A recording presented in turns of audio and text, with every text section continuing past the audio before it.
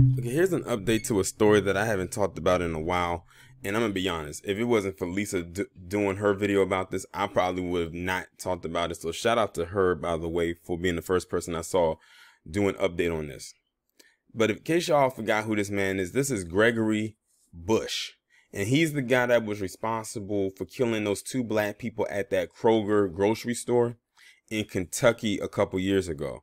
Remember, this was the guy, I believe at one point was going to go to a black church and try to pull a deal on roof, but he wasn't successful with it because I don't think they let him into the church. And then he decided he went to the grocery store and he shot and he killed two innocent black people. He killed a man and a woman. And this was racially charged because he was specifically going there to kill black people. And unfortunately, he was successful with killing two of them. Well, the update has just come through and Gregory Bush has been sentenced to life in prison. I'm going to go ahead and read the article and see what else they talk about. The families of two people murdered in a racially motivated killing at a suburban grocery store in Kentucky have finally seen justice. Gregory Bush was sentenced Tuesday to life in prison without the possibility of parole for the 2018 killings of Maurice Stallard, age 69, and Vicky Jones, age 67, according to Jefferson County Court documents. Now, before I go any further, this did not get that much traction because this story came out on Tuesday, and I'm recording this a little after 12 midnight on Saturday. So I'm just learning around the same time Lisa is. They kept this really hush-hush. I'm sorry, I'm about to read the same part again.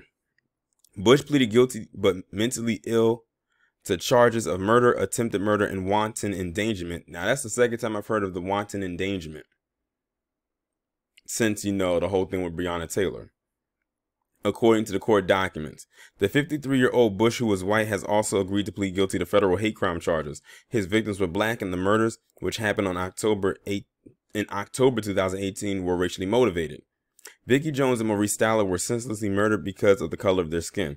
Our entire community and Commonwealth has suffered a loss because of racial enmity, the Jefferson County Commonwealth's attorney Tom Wines said in a statement.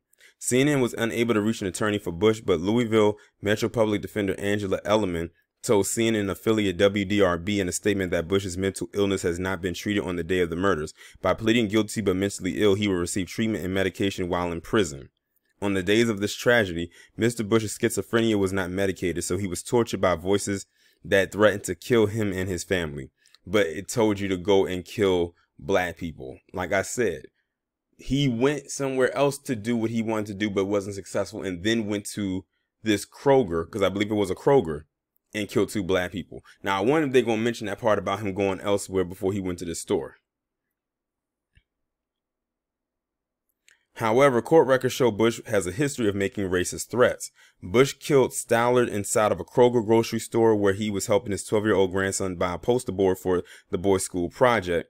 Jones was killed in the store's parking lot in the Louisville suburb of Jeffersontown on October 24, 2018. Kelly Watson, Stallard's daughter, said during the court hearing that her father was with her son when he was shot.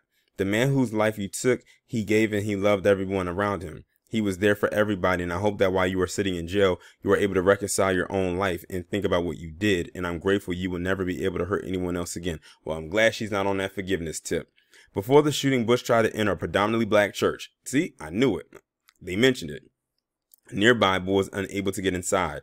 After the shooting, Bush exchanged multiple rounds of gunfire in the Kroger parking lot and with an armed civilian who had a concealed carry permit. Police arrested Bush shortly after the shooting.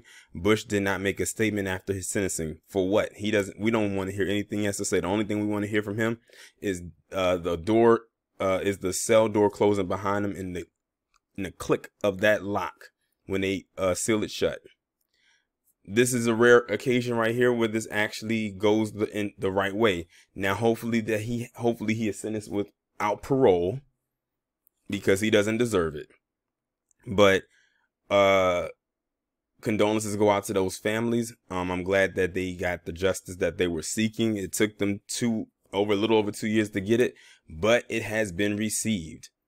It's unfortunate that many other families don't get that luxury, but you know how that goes. But y'all let me know what y'all think about this update down in the comments. Like, share, subscribe. Make sure y'all have that bell click if you haven't done so already. Have your notifications turned on, and I'll talk to you in the next one.